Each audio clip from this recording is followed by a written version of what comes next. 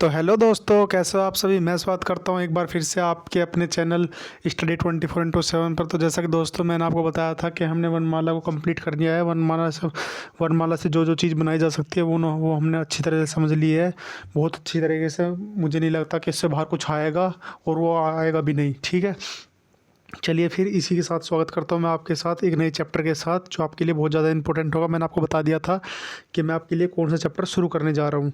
चलिए फिर उस चैप्टर की शुरुआत करते हैं आपके साथ में, जो बहुत ज़्यादा इंपॉर्टेंट होगा।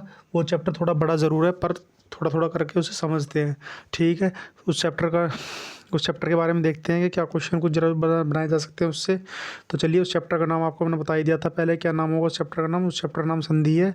ठीक है, संधि। संधि से आप बिल्कुल वाकिफ़ होंगे इससे ये। ठीक है, चलिए फिर आप एक बार जल्दी से सेशन को शुरू होने से पहले आप जल्दी से लाइक शेयर एंड सब्सक्राइब कर दीजिए, ताकि आने वाली वीडियो आपको सबसे पहले मिल सके। तो चलिए फिर स्टडी 24/7 पर आप जल्दी से कमेंट बॉक्स में कमेंट करके बता दीजिए कैसे हो आप सभी।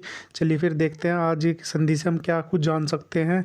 चलिए फिर देखते हैं फिर हम क्या कुछ जान सकते हैं। तो जैसे कि आपके सामने आ गया है, जैसे हाँ, हम यहाँ से समझने की क्यों बिल्कुल जीरो से समझने की कोशिश करेंगे कि संधि एक अपने आप में खुद बहुत बड़ा चैप्टर होता है।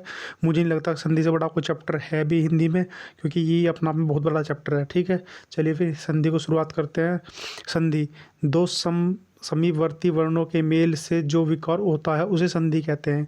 यानी दो समीपवर्ती कोई वर्ण हैं जो उनका मेल हो जाता है, आपस में जुड़ जाते हैं, उनको संधि बोलते हैं। क्या बोलते हैं? उनको हम बोलते हैं संधि।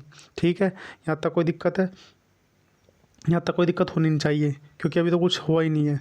ठीक है, चलिए फिर आगे चलते हैं। आगे आगे देखते हैं। जैसे उदाहरण के लिए मैंने उदाहरण के लिए ऐड किए हैं। उदाहरण देख लेते हैं एक बार। जैसे देव प्लस आल्य। देव प्लस आल्य से क्या हो जाएगा? देवाल्य। क्या हो जाएगा? जैसे देव प्लस आल्य हो गया, देव प्लस आल्य से क्या हो जाएगा? देवाल्य। जैसे जगत, ये हलंत वाला जगत है, जगत प्लस नाथ, तो ये क्या हो जाएगा? जगन्नाथ। ये हो जाएगा मन प्लस योग, मनोयोग। ठीक है, मन प्लस योग, मनोयोग।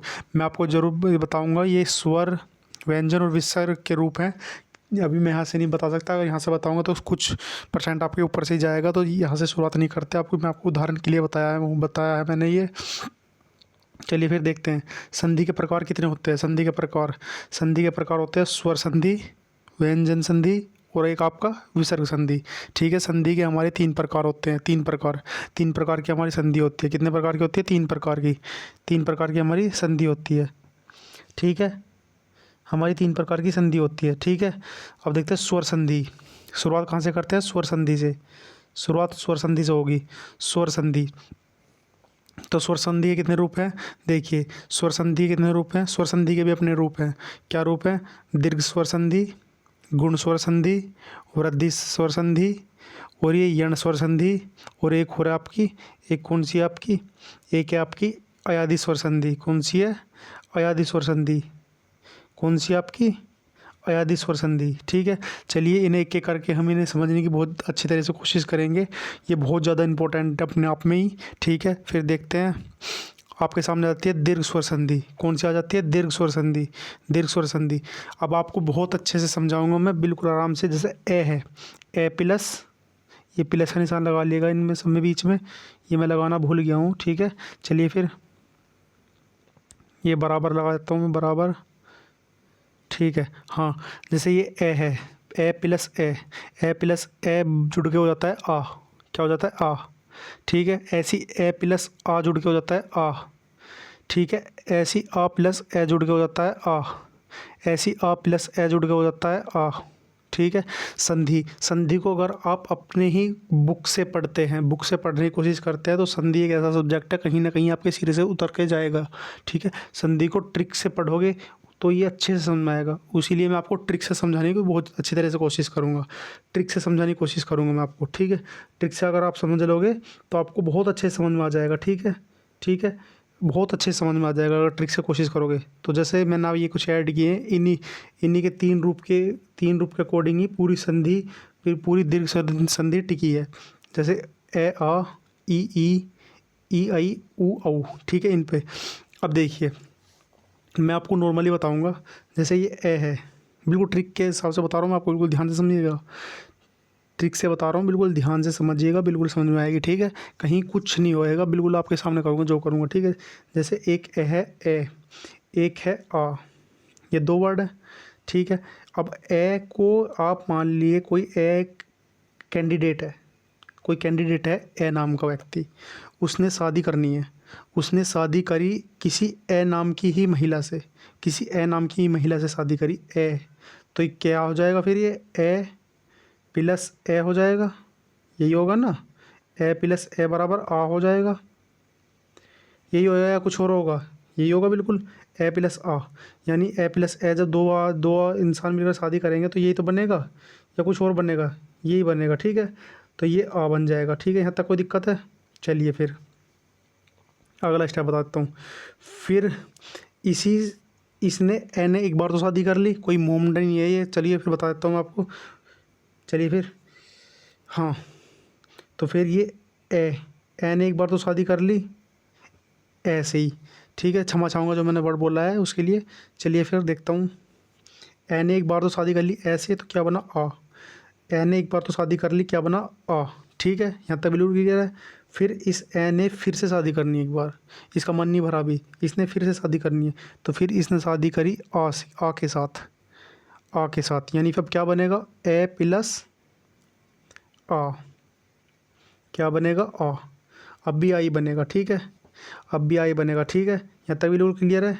चलिए फिर आगे देखते हैं, आगे देखते हैं। फिर भी इसका मन नहीं भरा, फिर अब इसने तो कर ली दो बार शादी, एक बार ऐसे कर ली, एक बार आ से कर ली, तो आ बना, ठीक है।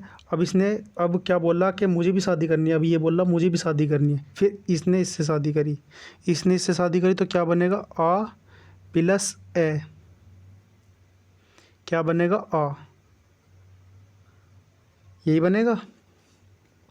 आ ने फिर ऐसे शादी करी, आ बनेगा, आ बनेगा, आ बनेगा, ठीक है। फिर इसने इससे शादी करी, ठीक है। फिर आ ने फिर अपने ही सेम अपने ही जैसे से शादी करी, फिर आ ने फिर अपने जैसे से शादी करी, बिल्कुल समझिएगा, बिल्कुल शुरू में हाँ कि हो सकता है समझ में ना आए, पर आगे बिल्कुल अच्छी तरीके से समझ सकते हैं, क्योंकि सारी संधि इसी पे टिकी हुई है, ठीक है। क्योंकि अगर आप वैसे याद करो, मैं वैसे भी करा दूंगा, पर समझ में नहीं आने की कहीं ना कहीं, ठीक है। फिर इस आ ने फिर अपने ही सेम इंसान से शादी करी आ से ही, तो क्या बनेगा आ, ठीक है। इसी के अकॉर्डिंग मैंने आपको समझाने की कोशिश करी है। देखो यहाँ देखो, यहाँ देखो, ए ने एक बार ए से शादी करी, आ बना, फिर इसने ए ने फिर एक बार आ से शादी करी, आ बना, फिर आ ने फिर आ बोला मैं मुझे शादी करनी है, फिर आ ने ऐसे शादी करी, आ बना, फिर इस आ ने ऐसे शादी करी, फिर क्या बना आ। कोई दिक्कत है यहाँ तक? मेरे अकॉर्डिंग तो नहीं होनी चाहिए, ठीक है। चलिए फिर आगे देखते हैं, एग्जाम्पल देख लेते हैं एक बार इसका, एग्जाम्पल देख लेते हैं। अब देखो, कोण प्लस, ये प्लस का निशान है, ये थोड़ा यार ये टाइपिंग एरर हो रहा है, ये यहाँ प्लस है, यहाँ प्लस, एक मिनट रुकिएगा, प्लस है यहाँ, यहाँ प्लस मानिएगा, प्लस, ठीक है। तो ये क्या है, कोण प्लस अर्क, कोण प्लस अर्क है। तो कोण मैंने आपको क्या बताया था, स्वर में कोण, कोण आ रहा है, तो कोण में ए स्वर, इसमें ए तो हाइड है, ए हमेशा साइलेंट रहेगा, इसी के अंदर ए हमेशा जो है ऐड रहेगा, पर वो साइलेंट रहेगा, वो हमें अलग निकालना पड़ेगा। तो हमने कैसे निकाला, कोण प्लस ए अलग हमने अलग कर दिया, ये रहा, और ये एक ए है, ये वाला है, ये तो ये वाला है, और ये जो है ये इसमें से ए में से निकाला है हमने, ठीक है। तो ये कोण ए प्लस अर्क होगा, ठीक है। अब ये दोनों मिलके क्या हो जाएंगे, ए प्लस ए मिलके दोनों क्या हो जाएंगे, ये वाले दोनों है, ये दोनों मिलके क्या हो जाएंगे, आ। बताया था ना मैंने कि ए और ए अगर शादी करे आपस में तो आ बनेगा, और आ का डंडा सिर्फ अगर आ का डंडा खींचे तो आई रह जाएगा, एक आ का डंडा आई रह जाएगा, ठीक है। तो ये क्या बन जाएगा, आ मिलकर क्या हो जाएगा, एक डंडा रह जाएगा सिर्फ। तो ये कोण तो ऐसी का ऐसी लिखना है, मैं ऐसी का ऐसा कोण तो ऐसी का ऐसी लिख दिया, और ये ए जुड़ के क्या होगा, एक डंडा हो गया, ये वाला डंडा, और ये कर ऐसी क्या पैर है, ये वाला ऐसी, तो क्या बनेगा हमारा, कोणार्क, कोणार्क क्या बना, कोणार्क। चलिए आपको अगर अच्छे से समझ में आया हो तो मैंने आपको अच्छे तरह से समझाने की कोशिश की है, एक बार मैं फिर से बता देता हूँ यहाँ पे, क्योंकि मुझे लगता है कहीं ना कहीं आपको समझ में नहीं आया होगा, कहीं ना कहीं आपको समझ में नहीं आया होगा ये। एक बार मैं फिर से बता देता हूँ आपको यही चीज़। चलिए देखिएगा, जैसे क्या है, कोण प्लस अर्क, तो कोण ने में हमेशा ए रहता है, हाइड, जो हाइड रहता है, हाइड रहता है ये हमेशा, क्या रहता है ये हमेशा हाइड रहता है, प्लस फिर अर्क ऐसी रहेगा, अर्क, ठीक है।